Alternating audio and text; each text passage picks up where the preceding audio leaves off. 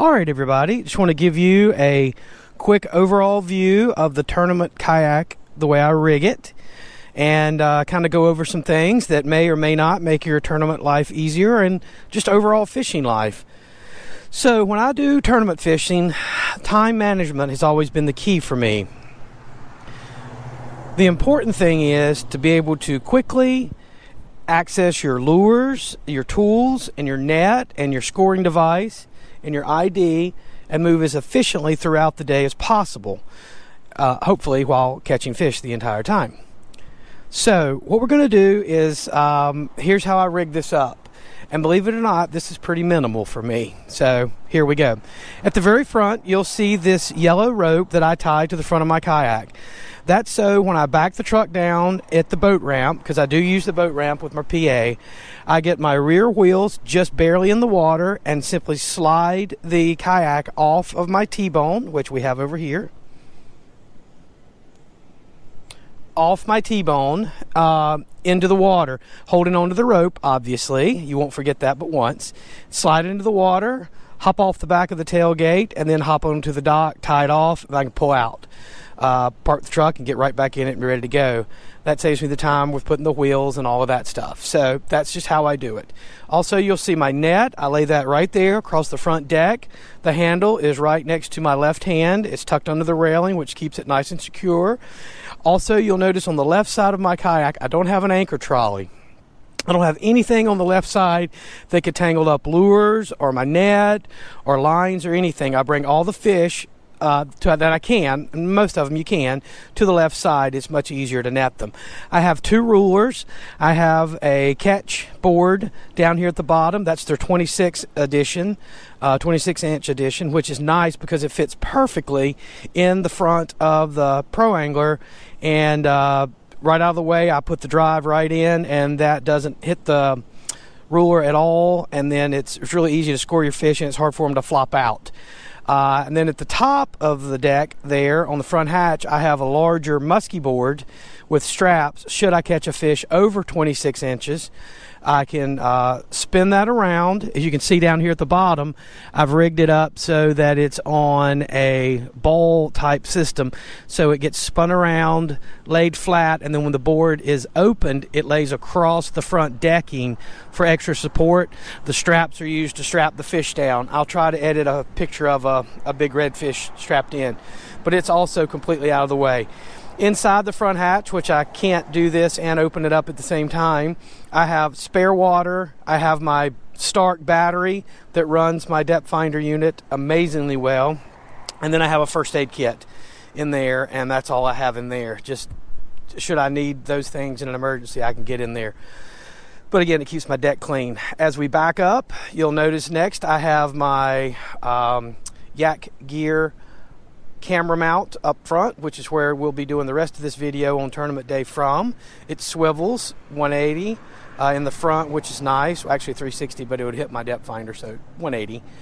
And there's my Lowrance TI7 depth finder, fish finder, graph, which is super advanced and a little bit too advanced for me, but it works great. You'll also see that I have my two rod holders. At this particular tournament, I can troll, and I always troll out to where I'm going to go fishing because you never know when you could pick one up.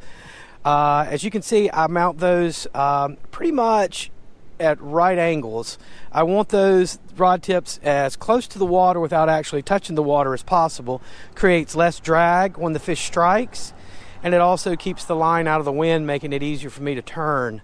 I really like this type of system, and also make sure that you mount your rod holders close enough, depending on your height, that you can easily reach them so that you don't have to lean forward too much, and just quick and easy access. I also have my dry box, my Pelican 1050 dry box. It keeps my phone and my IDs in it. As we back up, you can see in the back I have two lights. I have the Lucy light, which is solar powered, and then I have a battery powered light for backup. Always like to have backup of everything, hence the two rulers, the two lights.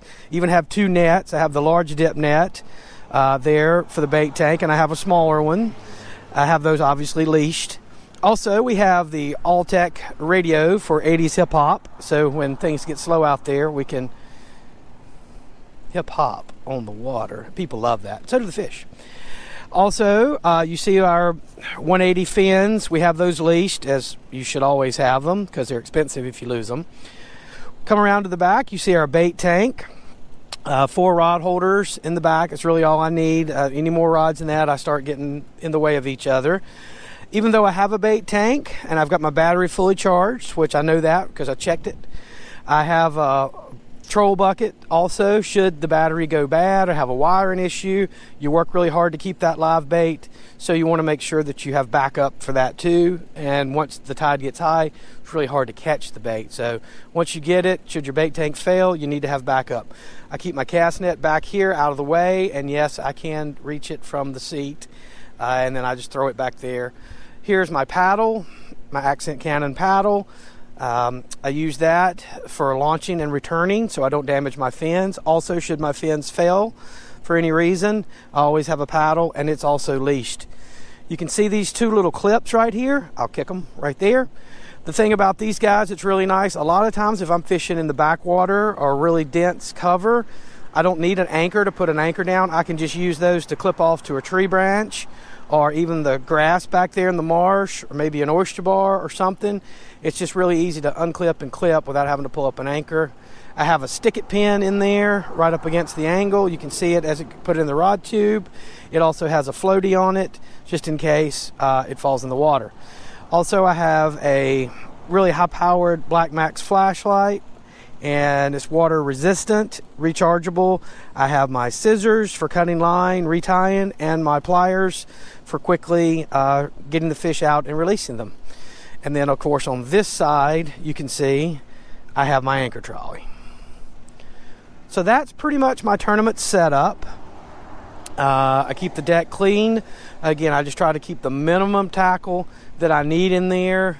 What my strategy is for tomorrow is to, and I think I covered this in the other video, so hopefully I'm not too repetitive.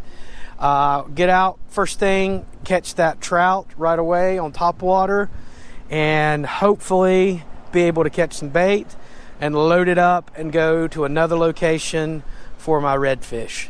And I'll cover that all in the other section. So that basically is my setup, and let's do some tackle time. All right, so now I want to talk about the actual morning of, what my plan is now that you've seen the boat, what my plan is. First thing is I need to stay comfortable in the water. If I'm not comfortable out there, I'm not going to be able to focus. So what does that mean? Number one, for me, that means I can't be cold. I hate cold. So that means I'm going to be wearing my IR Devil's Club pants, waders. They have booties in them, so my feet will stay dry. My legs will stay dry, which will be nice. The reason that is because if I catch fish, when I catch fish, if I put them in my lap, I don't want to get wet, don't want to get cold out there. It's going to be chilly in the morning. I think the water temperature is about 63. Air temperature will probably be in the 50s. So I just don't want to get cold. I know to some people that's not cold. To me, that's cold. So good pair of pants, dry pants, and then I'll have my IR top. That'll keep me dry in case there should be a shower or anything. Warm socks. Also, I'm going to be wearing a shirt like this. This is a Living Life Man shirt. I don't want to wear a shirt with buttons or pockets. The reason being is your line could get tangled up around your buttons. Just crazy things. Anything like that could cause you to miss fish or waste time out on the water. So I want a smooth shirt, smooth. Sometimes if you roll your shirt sleeves up and you're trying to set the hook, depending on how your shirt is designed, it can cause you to have difficulty setting the hook. So a nice smooth shirt, pullover, really nice. Again, no buttons, no snags, nice clean lines. Also, you don't want to get sunburned out there. So good sport face lotion, something to put on your nose, your cheeks, anything like that. Wear your sun bandit, wear a hat, wear sunglasses. Stay comfortable out there. Do not put this sunscreen on your forehead, because if you start to sweat, the sunscreen will get in your eyes. Tournament tip. Trust me, I learned that the hard way. The other thing, a lot of water. I set the timer on my phone that I can hear through my speaker while I'm listening to that great 80s hip hop. About every 30 minutes, it'll send out a little beep, and I'll know, hey, make sure I take on some water, drink some Gatorade, have a bar. I keep kiwi fruit, no bananas, apples, Cliff Bars, grapes, stuff like that in the kayak. Keep hydrated, keep your nutrition up. It's easy to just fish and not take good care of yourself out there, and before you realize it, it's 11 o'clock, you haven't eaten anything, you're starving, you're sunburned. That's not conducive to performing at your top level, which is what you need to do on tournament day. Enough bad stuff will happen naturally. You don't need to help it. So, all right, so let's talk about the lures. My plan is, once I get the boat in the water, put my PFD on. Always keep your PFD on. And get ready to go fishing. I won't have all my rods already tied up. We talked about I was going to troll out to the location where I'm going to fish. I'm going to be fishing creek mouths where I hope those trout are staged up first thing in the morning. So to troll out, I'm going to be trolling, never troll the same colors either. If you can troll 2 rods, which I can at this tournament, I'll be trolling this Uzuri. This is called the clown color. I'll be trolling one of these, and then I'll be trolling a black and chartreuse. One on one side, one on the other. May or may not pick anything up on them at all. But if you're in the water and it's tournament day and you can troll, because you never know where that fish is going to come from that you need. And you're certainly not going to catch it without the lines in the water. So I'll be trolling these out. Once I get to the location, I'm going to start casting. This is some tips, tournament tricks that I hope will pay off tomorrow and you can see them. This is a mirror lure. This is a Top Dog mirror lure. And it has, what I've added is I've added some weights to the back. They're stick-on weights, because normally the mirror lures sit about like this in the water. Well, if you're going to catch trout and redfish, you want that lure to hang a little bit more vertical in the water column, because especially the redfish are going to have trouble picking the lure up like this because of where the mouth's located on the fish. So I'm going to set it like this for them, make it a little bit easier for them. And also yesterday when we did a little pre-fishing, the trout were coming up and just smacking the baits and knocking them around instead of being able to eat them. So hopefully this will give them a little bit more opportunity to eat it. Also, I like the fact it's got a bright orange belly, and those low light conditions in the morning make it a little bit easier for the trout to key in and see it. At least that's the thought. We'll see how it goes in the morning. So that's a tip. It has a little rattle to it, not too much, but just a nice thump, which I like. So that's what we'll be throwing. Once we get that trout, and our goal, you need to have a goal, like what size trout do I want to fish for until I switch over to redfish, because I can score a trout and a redfish. It's a combination of those two. You can score a flounder. I could be well off base, but I just don't see this time of year where I'm going to be fishing, catching a flounder. So I'm going to focus on the trout and the redfish. So my goal for trout is between 18 and 22 inches, somewhere in that range. If I catch a 20-inch trout or a 21-inch trout right away, hey, that's it for me. So I'm going to grab that trout, score him, make sure the ID's in the photo, mouth closed, tail straight, take multiple photos, make sure I get a good picture for the tournament director, and then I'm going to switch over to redfish. For my redfish, what my goal is, size-wise, is 25 to 30. I think that's realistic, hopefully. And to get that fish, I'm probably going to have to use live bait. There's a lot of mullet getting flushed out of the creeks now, and so I'll throw the cast net. Then I'm going to be using a 1.5 ounce weight, fishing that right in front of the creeks. The reason I'm using such a heavy weight is there's a lot of volume of water. We've had some rain, so there's going to be more than the normal volume of water coming out of those creeks. If I normally would use a 1/2 ounce, 3/4, maybe an ounce, but at this rate of water movement, they're going to get bumped along. I'm not going to be able to hold that bait in the position that I want for it to be picked up by that redfish. As the tide drops, I want it to stay in a position. I'm going to be using it's about 20-inch leader. That's 25 monofilament. Just use mono for that. Ball bearing swivel. You want to spend the money, get a nice bearing swivel. It does make a difference, especially in salt water. It's a much smoother roll as that fish swims around. You don't want this to be corroding down there or to lock up when you're fighting that big fish and break your swivel off. I'm using a number 5 circle hook. I always try to use circle hooks when I'm live bait fishing because I don't want to kill that redfish if I'm going to release it. And it's better for the fish. It's better for your hiccup rates. Normally, and I don't want to jinx myself, but if I get the good hook set with a circle hook, I'm going to get that fish to the boat. So it's just better all the way around. So that's our plan. We'll see how that goes tomorrow. I want to do a quick rod selection. I use as light a weighted rod as possible when I'm throwing the top water, because I don't want to work myself to death out there. I'm only going to be throwing that top water for about an hour, hour and a half, but I'm going to be making a lot of casts, working it fast, making a lot of noise, a lot of movement, and I don't want to get my shoulder tired, my back tired, and all that. So this is a lightweight. This is actually a shaky head rod, TCS by Akuma, 6.5 feet, lightweight, super fast taper. I use braided line. This is only a 30, size 30 reel.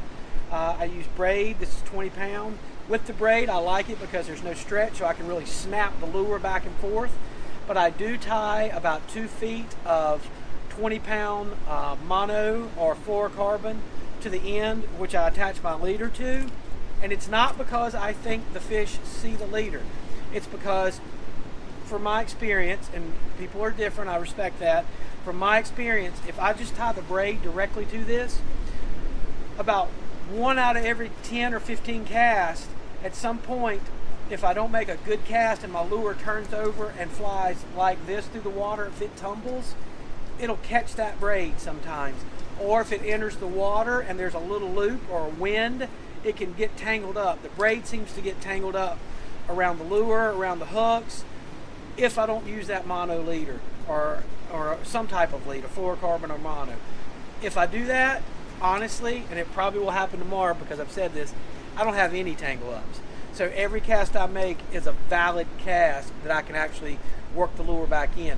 You've got to maximize your time out there, and I don't have time to be trying to fumble around and untangle stuff in the dark with a braid at 50 years old and not hardly been able to see how to tie the knots anyway.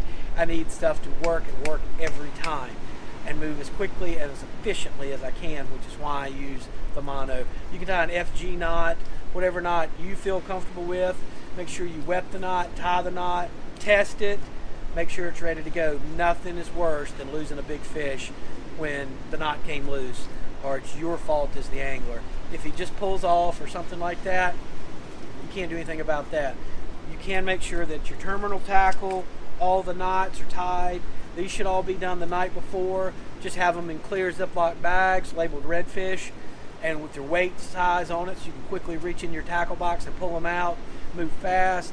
Time is important. Speckled trout and flounder. It's a modified slam, so we're only going to take your longest 2 out of those 3 species. So your acceptable entries are going to be a red drum and a trout and a flounder, or a flounder and a red drum. Those are the only 3 acceptable entries. If you catch all 3, that's fantastic, but we're only going to worry about 2 of the 3, your biggest 2. We also have a couple fun awards. Biggest bluefish or biggest lizardfish will win a prize pack from Immersion Research.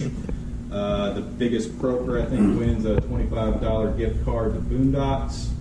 The biggest black drum gets $100 from the NCKFA. The biggest red drum gets $100 from the NCKFA. And the smallest fish also gets a $25 gift card to Boondocks. So do not forget about those.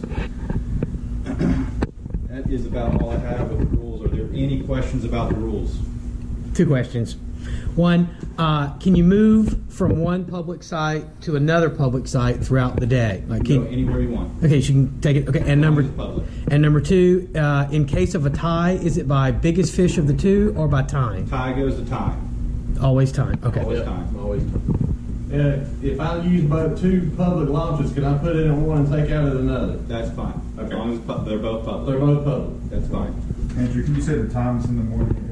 7:15 is when you're allowed to start moving away from the ramp. You can get out in the water before that, but stay within 50 yards of the ramp. Just don't jam up the boat ramp if people are sitting there waiting. All right, it's going to be a little chilly to start with in the morning, so dress appropriately.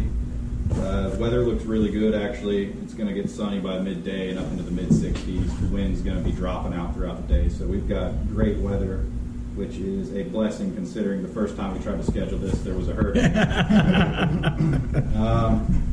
That's all I have. I'm going to turn the bingo machine on, and we're going to draw 4 balls, and that's going to be your tournament identification. We're very excited about the bingo machine.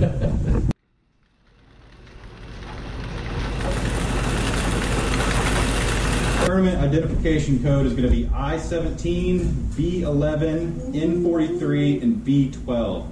I've got some sheets of paper in the back and some Sharpies if you guys want to go ahead and write it down while you're here. I'll put this back there so you can look at it. Please do. I'm also going to make a post on Facebook with the tournament identification code on it. That has to be in every single picture. Good morning. It's the morning of the tournament. It's about 5:45, and I like to get up on the tournament. I don't even set my alarm. I'm normally so excited about fishing in a tournament. So whenever I wake up, I just go ahead and get up. I like to take a nice shower, nice warm shower. As again, I'm 50 now, so the body likes to wake up slowly.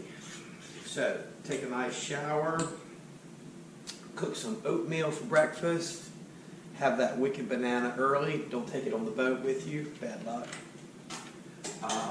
Take my time getting to the ramp, even though we can't launch until 7:15. We can get in the water a little earlier to clear up the boat ramp, which is always nice. That's another reason to always go to the captain's meeting. You get to see your friends, kid around with them, and any rule changes. I actually thought we could launch a little earlier. 7:15 is the time, which is good because that's nice, safe light. It's a Saturday. There's going to be a lot of boaters out there, so I'd rather be safer than get out there 15 minutes early and have an incident on the water. So that's when we can launch. So I'll get there a little earlier, take my time. Time always seems to speed up on tournament day. You think you've got plenty of time, and then in reality you're like, oh no, I'm running a little later than I thought. So better to be up early, take a good shower, get cleaned up, go to the bathroom here at the house, not on the water, and fix a nice breakfast, take your time, get there a little early, not too early that you lost sleep. It's a tricky thing.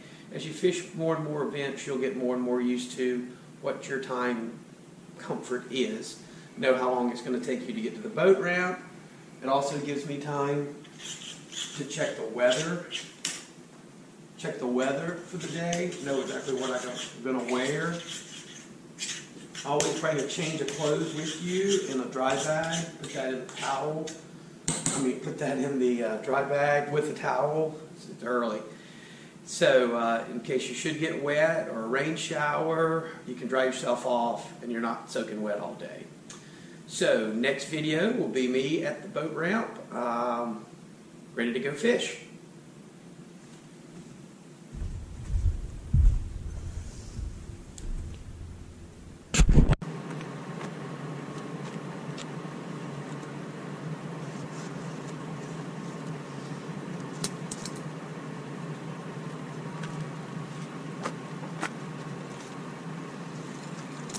Okay, everybody, we're here at the ramp. It's about 6:30, so we've still got about 40-45 minutes before we can actually start fishing, but it's good to go ahead and get your kayak unstrapped, get all your rods and everything ready to go. I like to just do a double check on everything, make sure I got water, make sure I've put sunscreen on, make sure I've got my ID and a backup ID. Make sure I have a camera that's fully charged so I can take pictures of all these big fish we're going to catch. Make sure that everything is just ready to go. All my normal checklist of things. I've checked the weather to make sure I have the right clothes while I'm out there on the water today. So you just do everything you possibly can to put yourself in a position to have a good day on the water. If the fish cooperate, that's great. You can't control that. The only thing you can control is your situation and what you've done prep-wise to make sure you have the most opportunities to be successful at catching and scoring fish today. So next thing we're going to do is back the boat down, go ahead and pull it over to the shore, and go from there. Actually, there's a couple other guys at the ramp. I'm going to go say hello to them, talk a little smack, and then get ready to go. See you on the water.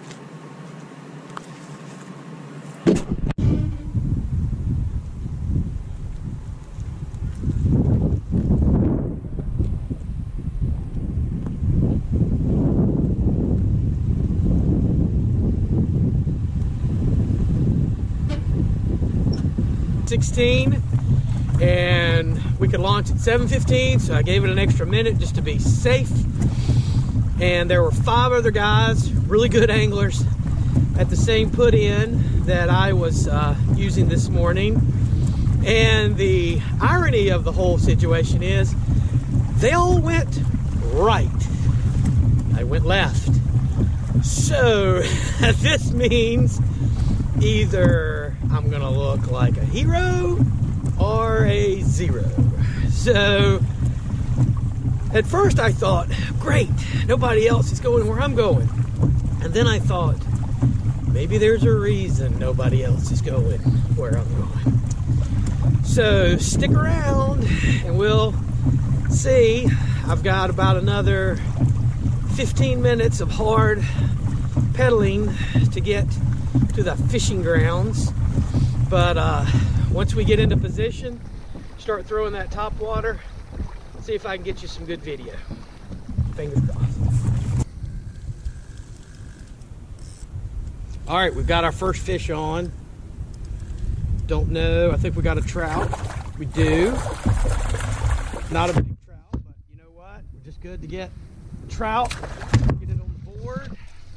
We'll worry about size later. Again, by no means a giant, but it's always nice to go ahead and get the first fish of the day in. You want to make sure that you take your time, get the fish unhooked. Don't hook yourself in the process. That's a good thing about these Ego rubber nets is it's very easy to get your hook out of them. But I want to go ahead and score the fish, get him back in the water as quickly as possible. So what we've got here, like I say, we just got a little cutie, little first trout. But again, we're just glad to get that first fish on the board, get the skunk off. Let's score the fish, move on. Make sure the mouth's closed, tail straight, the ID's in the photo. Start catching a bigger one. Well, we've had some interesting occurrences. I think I've found the fish. They're in about 6 feet of water, about 6 feet off the bank. I've had 2 nice trout blow up on my top water, but they've hit it. They've just come up and hit it so hard, they've blown the lure away from them. And as the story goes, no photo, no fish. So we're gonna stay at it. We might go to, we're gonna keep beating the top water up for about another 30 minutes. If they keep blowing up on it like this and missing the bait, very frustrating, very frustrating. If they keep doing that, we're gonna, oh, I got one on the troll rod. Maybe it's a good fish. Doesn't look like it's a big fish, but sometimes they'll fool you.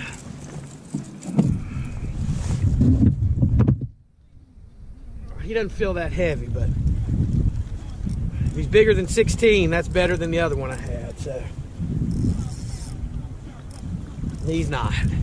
Those other 2 fish that blew up were big fish, so. Nope, he's about the same size as the other guy, so. Stay tuned, and hopefully, plenty of those, but those aren't gonna be big enough. So the tide's starting to fall. Maybe the fish will get a little bit more active, but again, we'll just keep throwing that top water. All right, it's 8:30, so we've actually been casting for about 35 minutes. We got 6 trout in the boat. None of them really good size, about 16's the biggest. We've switched tactics a little bit. We've moved a little further back up in the creek, so hopefully we can find some calmer water. The wind picked up a little bit where I was and made it a little bit more difficult to throw the top water and really get a good action on it. Like I say, I've had some nice blow-ups, but no big fish in the boat yet. So I'm going to give it about another 30 or 40 minutes here, and then we're going to have to come up with another plan if we don't have a 20-inch trout in the boat. Okay, so we worked that area for another 15 or 20 minutes. Again, the most important thing that you can do here, other than catch big fish, is time management and assessing the situation. I don't see a lot of bait fish. I don't see a lot of activity, I had those 2 big fish blow up on it, but again, blow ups, you can't score those. So just not seeing a bunch of life up here right now. So we're making an executive decision. Gonna head back to the boat ramp, load up. It's still early in the day. It's only 8:45. Go to another location. Simply not going to get the job done here, I don't think. Maybe I could stay up here for another hour or 2 and catch a big trout, but it's not a trout tournament. It's a trout and a redfish tournament. So I've got my trout, even though it's a small one. I'm going to go see if I can catch another trout as I go to where I'm going to go to redfish at. All right, everybody, we switched locations. We can also score a black drum. It's a bonus fish, has a side pot. So due to the tide position right now, I'm going to spend about 4 or 5, maybe 15 minutes trying to catch that black drum at low tide around this oyster bed. If I don't do that, I'm going to go ahead and start heading to the redfish spot. Hey, we got really lucky. About 20 seconds after I turned the camera off, we had this big, well, sort of big enough, I think, black drum come to play. So we're going to see if we can catch 1 or 2 more, and whew, we flip back in the net.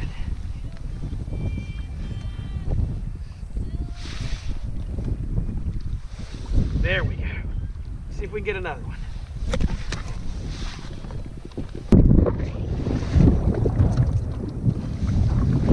They also had a bluefish bounty, and I caught one of those accidentally. Let's keep it going, baby. Keep it going.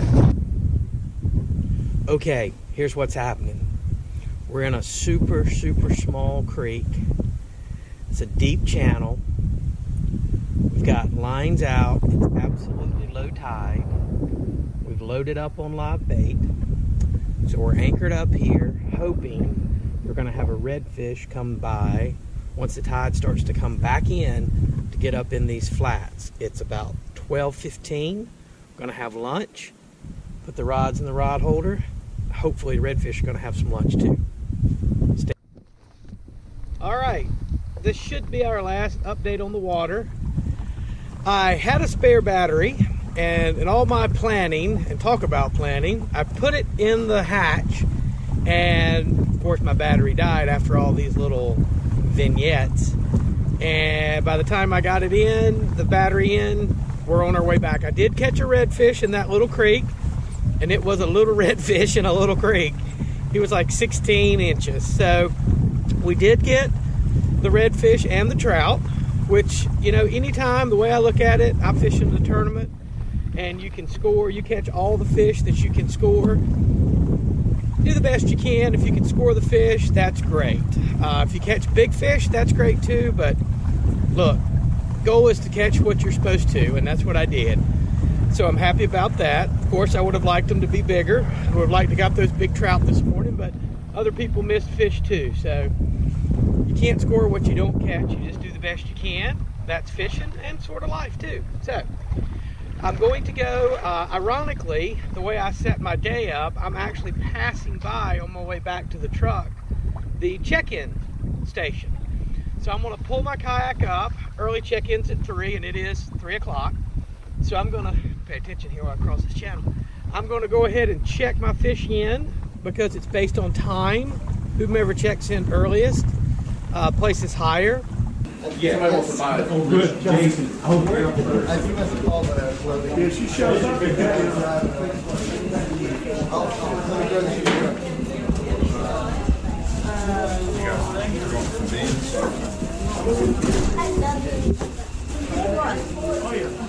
This is Mike Lowe. He's the luckiest member of the NCKFA. There's nothing kayak anglers like more than a good raffle event. We must have a raffle. And at every kayak event, normally the same people win the raffle because they're just lucky people. It's very frustrating for those of us. Just kidding. 494. With a combined length of 37 3/4 inch, 22-inch spec, and a 15 3/4 inch flounder is Mike Lowe. Yay! And that's the prize packs from Hook, Line, and Paddle, and the $100 Boondocks gift card. This is Mike Lowe. He's the luckiest angler you'll ever meet. Congratulations. Congratulations, sir.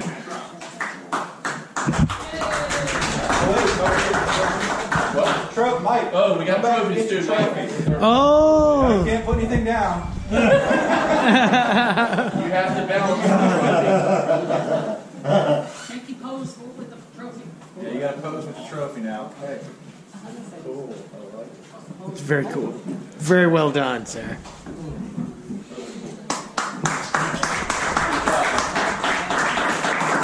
$15.25 flounder. Yay! Wave marbles, 100. Congratulations! All right, first place overall with a combined length of 43 and 84 3/4 red and an 18 3/4 speckled trout, Jason NALL. Yay! Congratulations.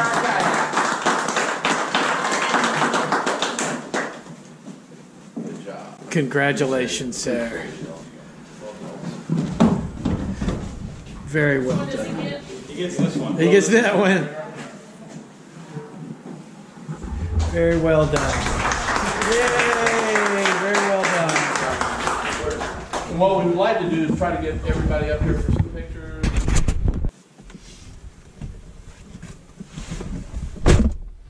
Well, another successful kayak tournament in the books. It was a great event. People did a great job with everything, I gotta say. I was very impressed with the way the tournament was run. Very neat, very orderly. The food was great. And great prizes, good people. Just can't say enough good things about the Brunswick County Fishing Club and their kayak tournament and the tournament director, Andrew IMES. So, overall, for the end of the day, I came in 6th, which, considering everything, was not too bad. I was lucky enough to pull off the big black drum and large bluefish, believe it or not. So, that all worked out great in the end. So, look forward to you guys coming along on our next event. We're going to have our tournament, the NCKFA. We'll be hosting Specs and Spots on next Saturday. So a little bit different role for me. I don't really get to compete as hard as I did today because I'm running the thing. But hopefully I'll get out on the water, catch some fish, come along, learn more about kayak fishing and how the tournaments work. And next year, be part of one. You'll have a great time.